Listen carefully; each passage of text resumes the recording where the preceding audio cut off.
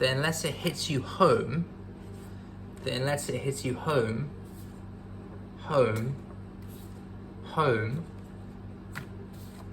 home, nobody gives a fuck.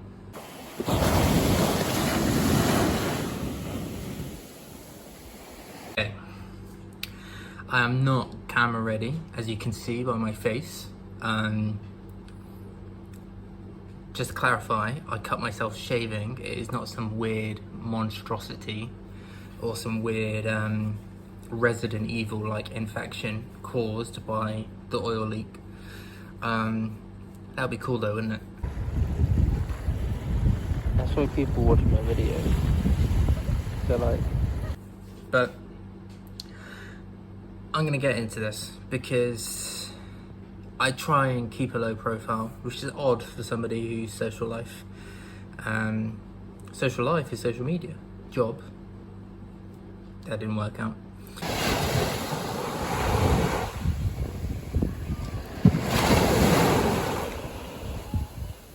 But why does it always have to take something really, really terrible? Here you go, I've got photos, so look. I got some photos to show you.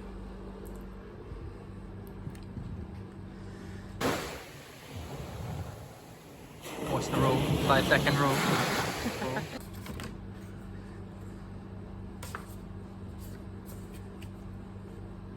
That's my dog.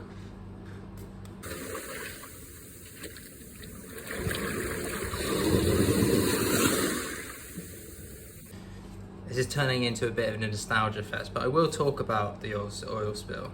This was my first summer. This is at Sandbanks. This was one of the best days of my life. And this was before it got all popular and it got crazy, and just, this is how long I've lived here. You know, these two and the person taking the photo and the people around me in that photo aren't even around anymore, but the memories are. And I think that's the same for a lot of people, because if you've lived here and if you've had year after year, summer after summer, winter after winter, it means that much to you. And it's the same here. You know, this is Poole Harbour. This is what is being mistreated. Why? For money, for oil, for profits. So, you know, people can go down and they can take amazing sunsets, but somebody's got to be a journalist and somebody's got to ask why.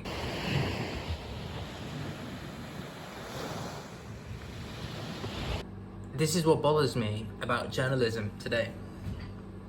You know, I can show you hundreds of photos. They're all here. Because I document for a living. I've been doing it for years. I've been doing it for over 10 years. The annoying thing is, you know, there's a piece by BBC right here. I think the conversation for the argument about social media taking over journalism has been going on for a few years now. Because if you look at the top guys, the Wall Street Journals, the BBC, the Sky News, it's not journalism. You know, Sky News covered it last night, and they literally said what everyone has been saying. 200 barrels in Poole Harbour, a statement is going to be released. How is that journalism? How is that? Even podcasts nowadays, you know, they have to dig a little deeper. They have to look into the clients, the guests who have to be on their shows. You know, even podcast hosts have to they're kind of turning into investigative journalists, and then they're getting called, you know, things that there aren't. Then they're not. The simple fact is, media companies and mainstream news, they're not doing their job. Now, nobody wants to ask why. This is bad. It's terrible. but it was the same night as the football. So does anyone really give a shit about it? Sure, people like me, people who live in the Dorset area.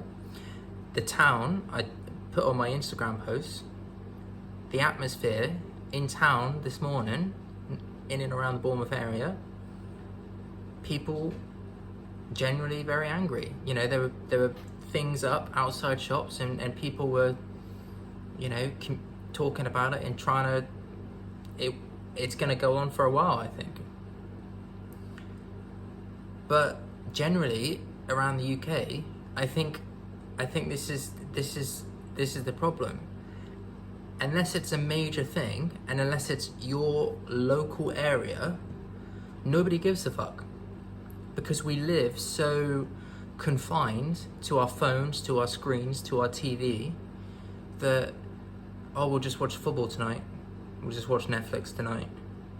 We'll just put a movie on. And we live in our bubbles of Instagram, Twitter, and whatever. That unless it hits you home,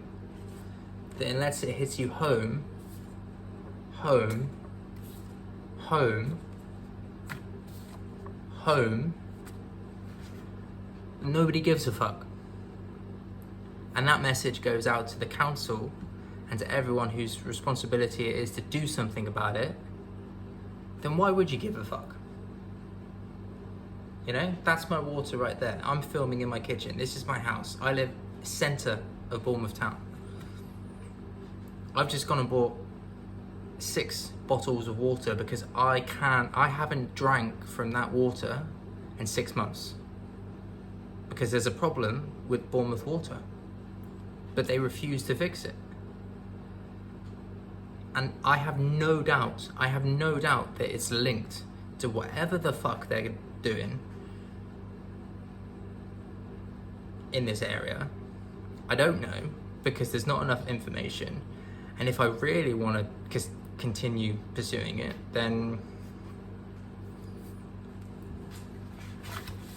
I don't know, I'll make that decision. But that's not really my job. It's not really my job to look into things like this. But as I said just a minute ago, if it happens locally, you care more about it. You know, there is literally an oil farm literally just a few miles up the road. And I mean, the article focuses a lot on the wildlife, because of course I'm not denying that's a big issue. 60 tons, 200 barrels and 60 tons, which has been released. I mean, they even say in the article that they don't know the exact amounts that have been discharged.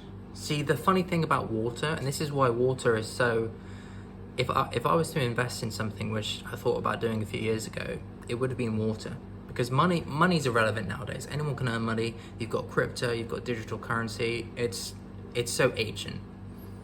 Water is our future. And if you fuck with water, you're on the shit list. Because it's very hard to defuck with water. I don't know whether that's a word or that's a saying. If that's English, but anyway. Because even a little bit, even a tiny bit, can mess it up. Because imagine you've got a sink, right? You've got a bowl. You put something in that. Now imagine trying to get it out. It's not as easy, is it? Now imagine a harbour or an ocean, and you put a similar amount or a larger amount in it. It's not like you can just fish it out. Depends on what kind of fluid, you know, or material. But 200 gallons and 60 tons of oil, you know, not to mention where all that water goes and is passed through and filtered, you know, that's, yeah, it's worrying.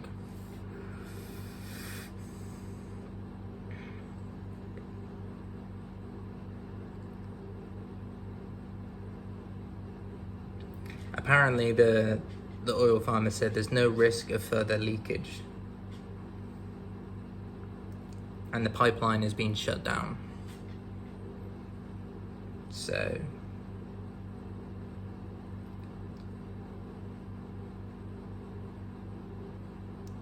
anyway, that's my little Monday vlog.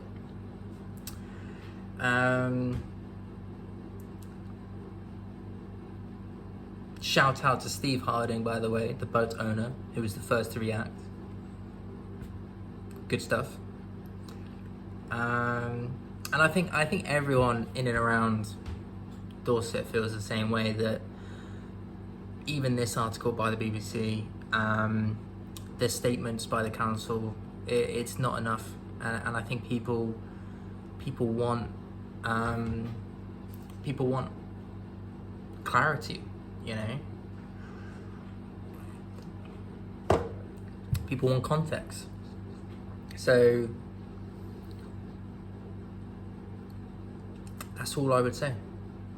You know, I don't want this turning into anything that it's not. So you've got my view, you've got my history.